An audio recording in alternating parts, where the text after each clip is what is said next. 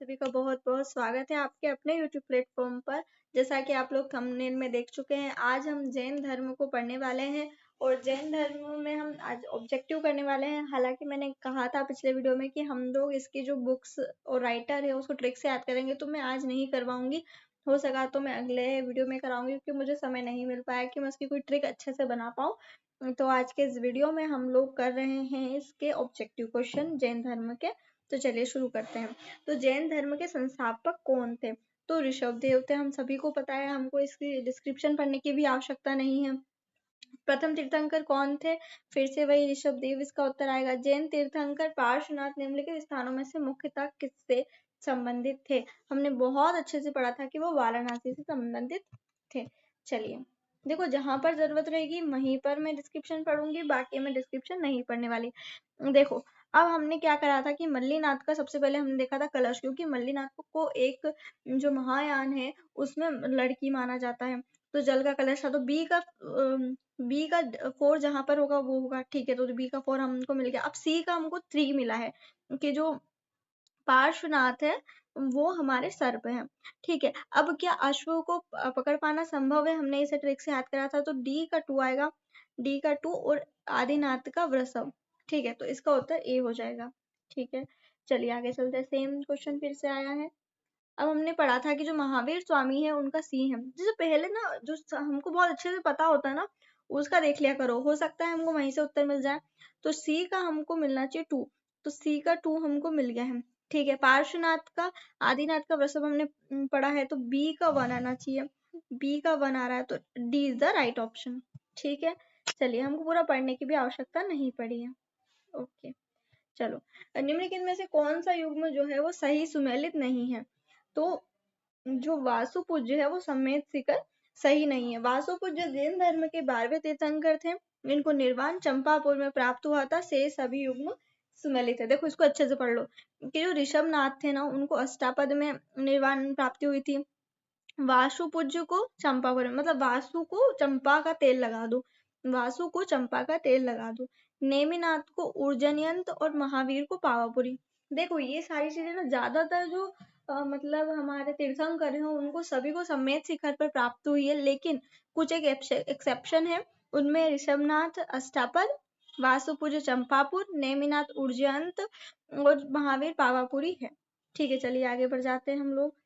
तो ये ठीक है, सूचियों को मतलब स्थल दिया गया है और संबंधित कर दिया गया है, ठीक है। तो ऋषभनाथ का हमको कुछ पता हो तो इसका उत्तर होगा सी। कैसे?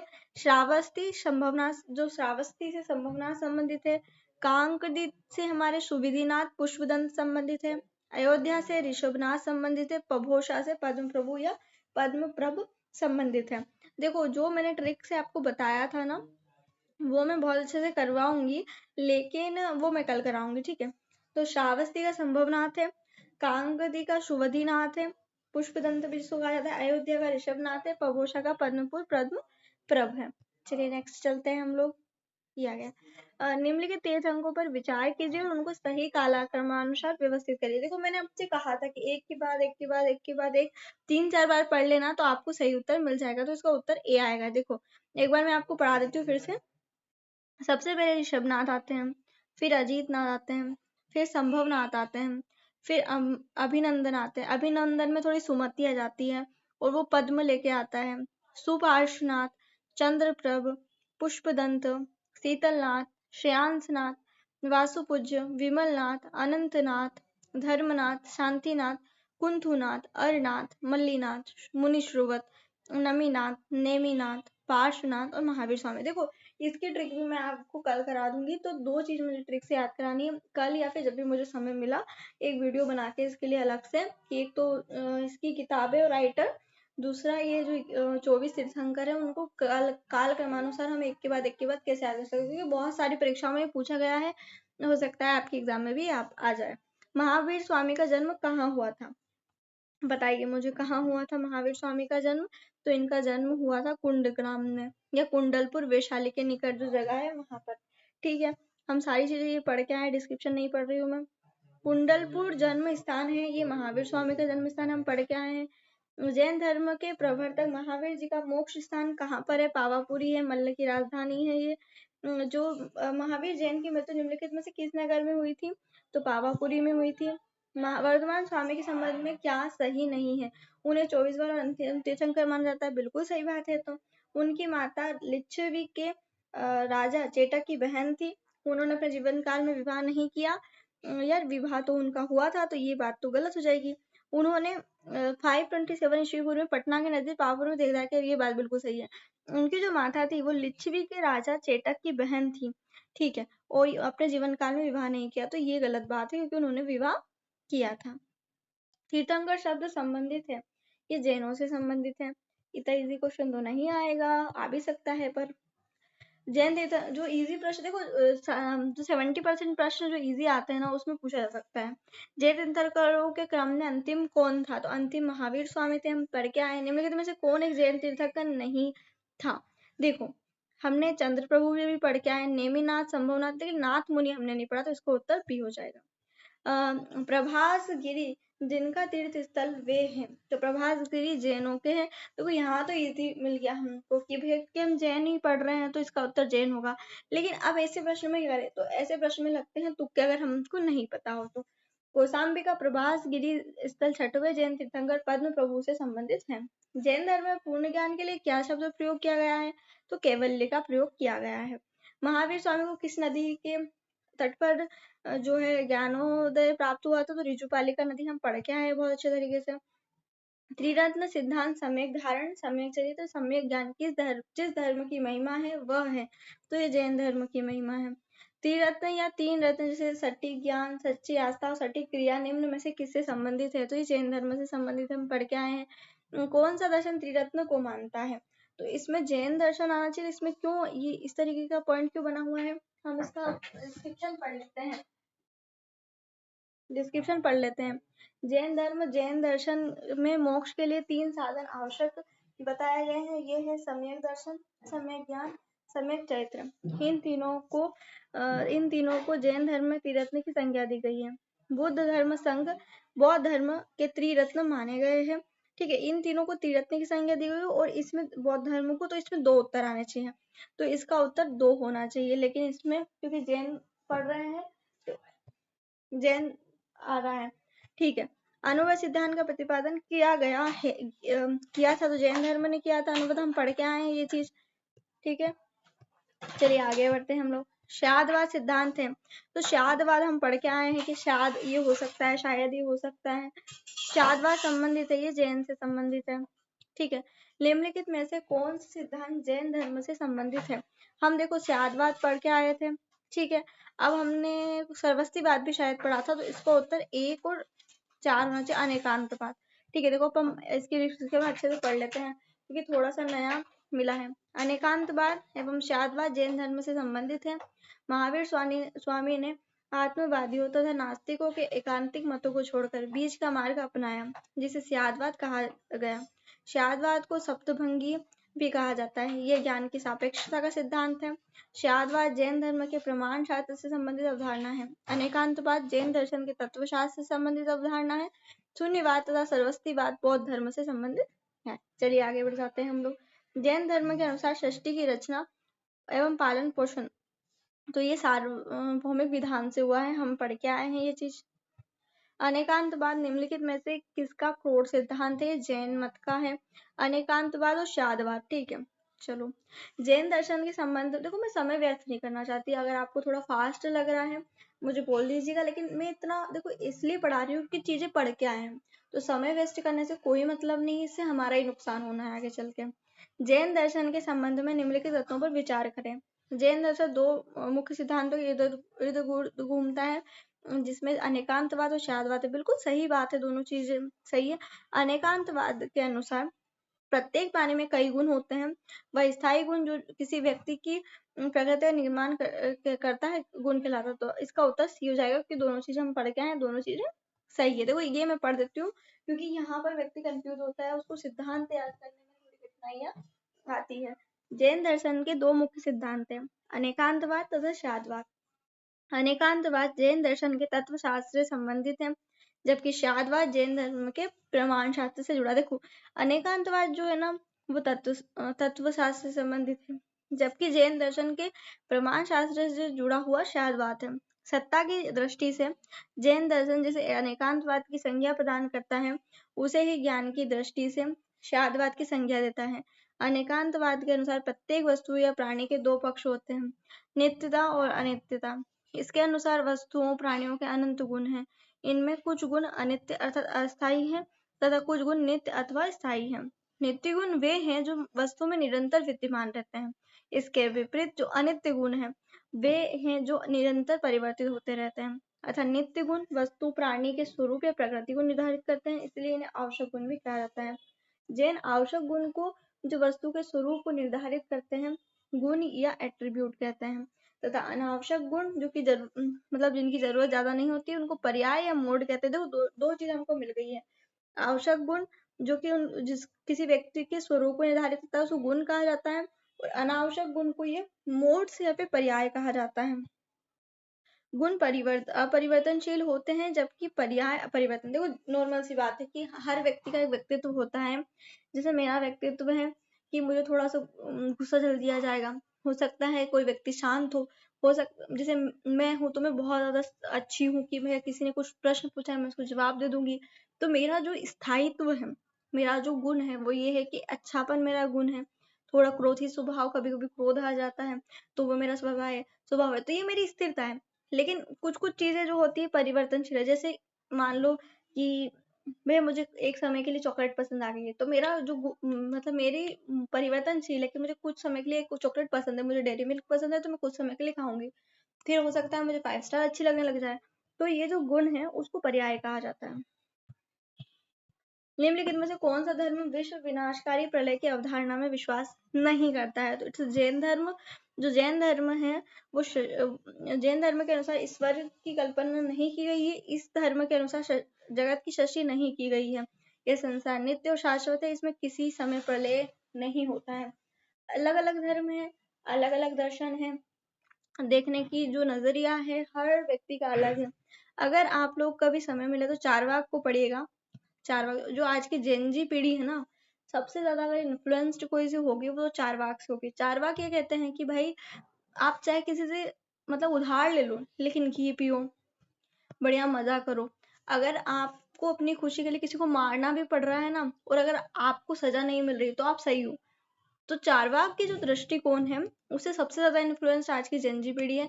मैं भी जेनजी में ही आती हूँ, ये मेरा सौभाग्य है। पर जो चारवाक है उनकी फिलोसफी आप पढ़ोगे ना तो आपको बड़ा मजा आने वाला है। आपको लगेगा यार ये वास्तविकता है। फिर आप अगर शंकर को पढ़ लोगे, शंकराचार्य जी को पढ़ लोगे, आपको उनकी बात सही लगेगी, क्योंकि हर व्यक्ति का अपना एक दृष्टिकोण है। हर व्यक्ति अपने आप को इन्फ्लुएंस कर रहा है। अब ये आप पे डिपेंड करता है कि आप किससे इन्फ्लुएंस होना चाहते हो। जैन धर्म का आधारभूत बिंदु है क्या है, किसमें अहिंसा पर उन्होंने ज्यादा बल दिया है। ठीक है, क्योंकि अहिंसा जैन धर्म के आज भी आप जैन लोगों को देखोगे, they even not kill an ant, मतलब एक चींटी भी है ना उसको भी वो मारना कि नहीं पाप लगेगा।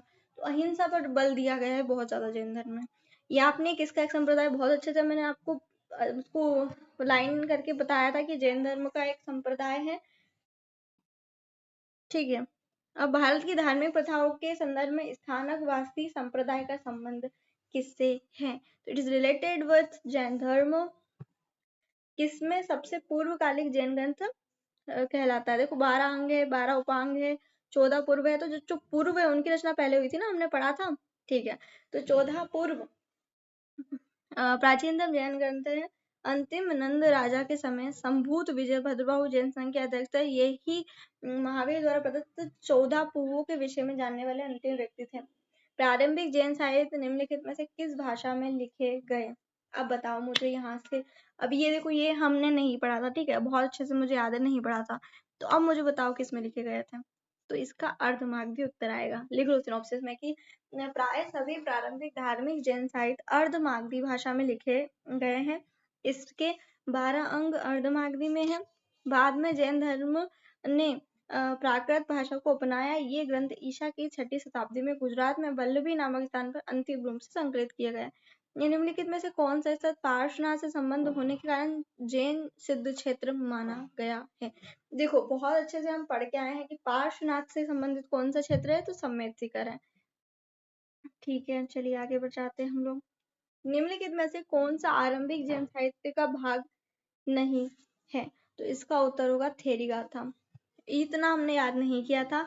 अब देखो ये IAS 1996 में पूछा गया प्रश्न है, तो संभवतः आपके पेपर में आ भी सकते हैं इस तरह के क्वेश्चन, नहीं भी आ सकते हैं, पर पॉसिबिलिटी इनको टफेस्ट जो पोर्शन है उसमें रखा जाएगा। ये सभी के लिए आउट ऑफ द बॉक्स होंगे, ठीक है। इसमें सभी लोग तुक्के ही लगाएंगे। थेरीगाथा बौद्ध साहित्य है, ठीक है। आचरांग सूत्र, सूत्र कृतांग, बृहद कल्पसूत्र आरंभिक जैन ग्रंथ साहित्य के भाग हैं। चलिए, जैन संप्रदाय में प्रथम विभाजन के समय श्वेतांबर संप्रदाय के संस्थापक कौन थे? हमने सच से याद किया था, स्थूलभद्र। महावीर स्वामी का प्रथम शिष्य कौन था? बताओ मुझे। तो जामाली था, क्योंकि जामाली ने इनका दामाद था, उन्होंने सबसे पहले इसको, ठीक है, इसका भी उत्तर जामाली ही आएगा। किस जैन सभा में अंतिम रूप से श्वेतांबर आगम का संपादन हुआ? तो जो आगम थे उनका संपादन किसमें हुआ? पाटलिपुत्र में, ठीक है। देखो, चंद्रगुप्त मौर्य के शासन काल में पाटलिपुत्र में प्रथम जैन संगति आयोजित किया गया। जब चंद्रगुप्त मौर्य थे उनके शासन काल में पाटलिपुत्र में जैन संगीति आयोजित किया गया, जिसमें श्वेतांबर आगम का संपादन किया गया। चूंकि प्राचीन जैन शास्त्र नष्ट हो गए थे, अतः उन्हें पुनः एकत्र करने के लिए चतुर्थ शताब्दी ईसा पूर्व में इस प्रथम जैन महासभा का आयोजन किया गया था, जिसमें भद्रबाहु के अनुयायियों ने भाग नहीं लिया था, ठीक है। चलिए आगे बढ़ जाते हैं हम लोग। निम्नलिखित में से किस स्थान पर प्रथम जैन परिषद का आयोजन हुआ था? तो इट्स पाटलिपुत्र हम पढ़ के आए। पहला पाटलिपुत्र, दूसरा बल्लभी, इसमें दो ही तो है, दो ही याद रखना है हमको सिर्फ। जैन साहित्य से संबंधित निम्नलिखित कथनों को पढ़िए और सटीक विकल्प को चुनिए। श्वेतांबर धर्मसूत्र में 12 अंग शामिल है। श्वेतांबर परंपरा के अनुसार इन अंगों का संकलन बल्लमी में आयोजित एक धर्म सभा में किया गया था। देखो दूसरा तो गलत है, क्योंकि देखो हमने अभी पढ़ किया है कि जो श्वेतांबर थे उनका बोलबाला पहली संगति में थी, तो इसका उत्तर हो जाएगा एक सही है, लेकिन कथन दो गलत है, ठीक है। वर्धमान महावीर की माता लिच्छवी के पुत्र चेटक की पुत्री थी। क्या वो पुत्री थी? याद करो याद करो, मैंने बहुत अच्छे से बताया था कि वो पुत्री नहीं, वो बहन थी। तो इसका उत्तर 2-3 हो जाएगा। यहीं से उत्तर मिल गया मुझे। मुझे देखो कैसे उत्तर मिला मुझे। अच्छा हाँ हाँ, ये ऑप्शन बच गया है ना, तो ये तो कैंसिल हो जाता, ये भी कैंसिल हो जाता। तो ये दूसरा बचता, एक मिनट, दूसरा पढ़ना था मुझे ना पहले। गौतम बुद्ध की माता कोली राजवंशी राजकुमारी थी, हम पढ़ के हैं, बिल्कुल सही है। 23वें तीर्थंकर पार्श्वनाथ बनारस वाराणसी से, बिल्कुल सही बात है। तो मैंने थोड़ी सी जल्दबाजी कर दी कि ये बी भी तो था ऑप्शन, मुझे लगा इसमें भी 1-2 है। कोई बात नहीं, हो जाता है। पर इसका उत्तर 2C मैंने बिना पढ़े देख बता दिया तुम लोगों को, ऐसे तुम लोगों को भी लगाना है। प्राचीन जैन धर्म के संबंध में निम्नलिखित तथ्यों में से कौन सा एक सही है? स्थूलबाहु के नेतृत्व में दक्षिण भारत में जैन धर्म का प्रचार हुआ। पाटलिपुत्र में हुई परिषद के पश्चात जो जैन धर्म के लोग भद्रबाहु के नेतृत्व में रहे हुए श्वेतांबर कहलाए। क्या वो श्वेतांबर कहलाए थे क्या? नहीं। प्रथम प्रथम शतक ईस्वी पूर्व में जैन धर्म को कलिंग के राजा खारवेल का समर्थन मिला था। नहीं नहीं, बौद्ध के विपरीत जैन धर्म की प्रारंभिक अवस्था में जैन धर्म के लोग चित्रों का पूजन करते थे। तो आई थिंक इसका उत्तर सी हो जाएगा, क्योंकि जो कलिंग का राजा खारवेल था उसने इसका समर्थन किया था। दक्षिण भारत में जैन धर्म का प्रचार आचार्य भद्रबाहु के शिष्यों द्वारा हुआ था। भद्रबाहु के समर्थक दिगंबर कहलाए। इन्होंने पाटलिपुत्र में आयोजित जैन धर्म की प्रथम महासभा में भाग नहीं लिया था, जबकि कलिंग का चैदी वंशीय शासक खारवेल जैन धर्म का अनुयायी था। उसने जैन साधुओं को संरक्षण प्रदान किया और उनके निर्वाह के लिए प्रभु दान दिए तथा उनके रहने के लिए आरामदायक निवास स्थान बनवाए। उसने भुवनेश्वर के पास उदयगिरी एवं खंडगिरी पहाड़ियों को कटवाकर जैन भिक्षुओं के निवास के लिए गुहा विहार बनवाए थे। जैन धर्म की प्रारंभिक अवस्था में चित्र पूजा या मूर्ति पूजा प्रचलित नहीं थी। कर्म को विनिष्ट करने का सुनिश्चित मार्ग तपश्चर्या है।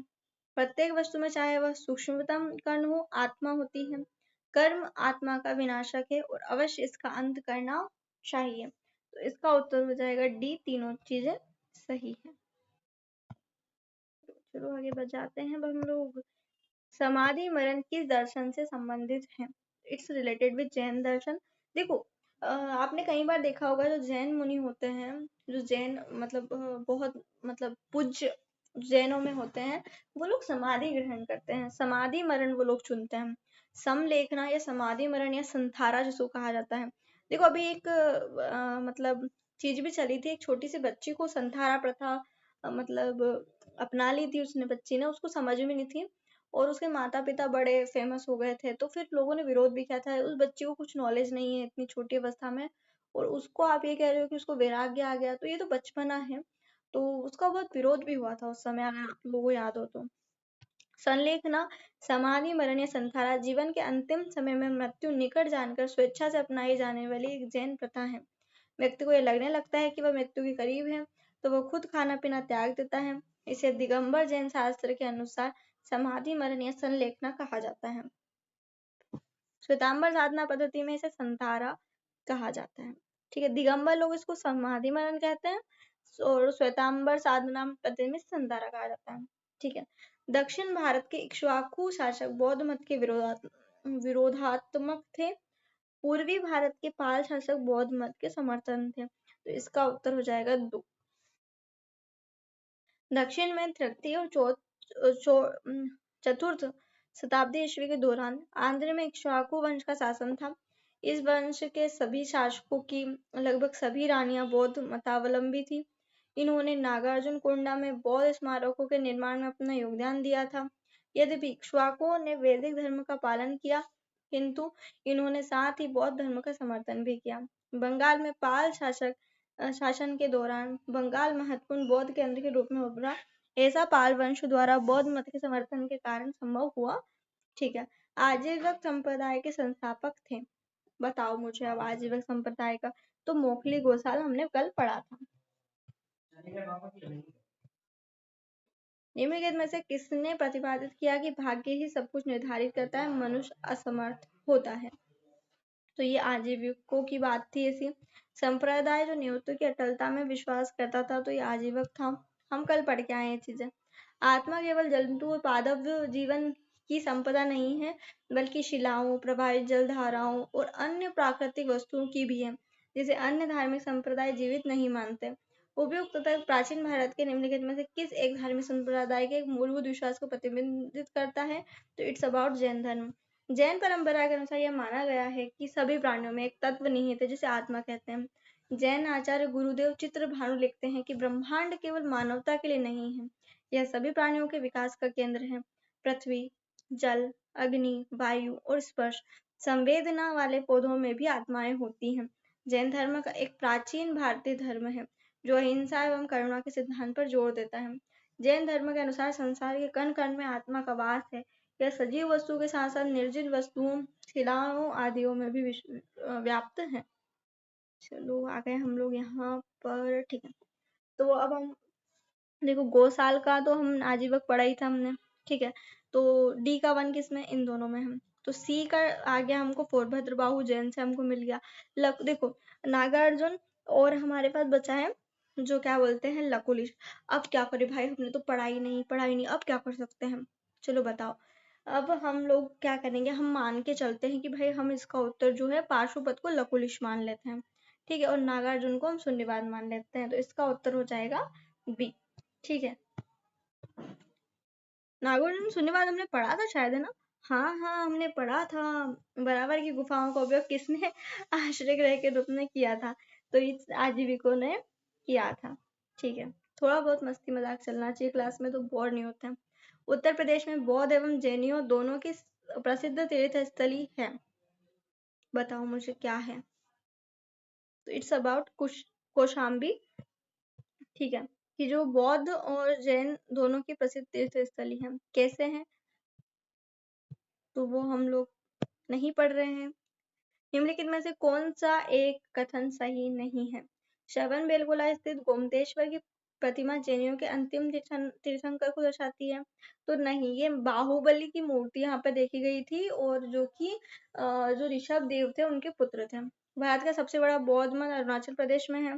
खजुराहो के मंदिर चंदेल राजू द्वारा बनवाए गए हैं। सही नहीं है ना, तो ये तो सही है। ठीक है, होयलेश्वर मंदिर शिव को समर्पित है। आई डोंट नो, बट मुझे इसका उत्तर ए लग रहा है। इसका उत्तर ए होगा। हमने पढ़ के आए थे क्योंकि कल बाहुबली, ये देखो गोमतेश्वर की मूर्ति है। गोमतेश्वर विशाल प्रतिमा किसने स्थापित करवाई थी? तो इसका उत्तर होगा चामुंडराय ने। महान धार्मिक घटना महाविषय निम्नलिखित में से किससे संबंधित है, किसके लिए की जाती है? बाहुबली से की जाती है। ठीक है, तो फाइनली हम लोगों ने ये कंप्लीट कर लिया जैन धर्म। कल के वीडियो में हम लोग शैव धर्म और भागवत धर्म पढ़ेंगे। इसी के साथ साथ हो सका तो मैं ट्रिक लेके आऊंगी।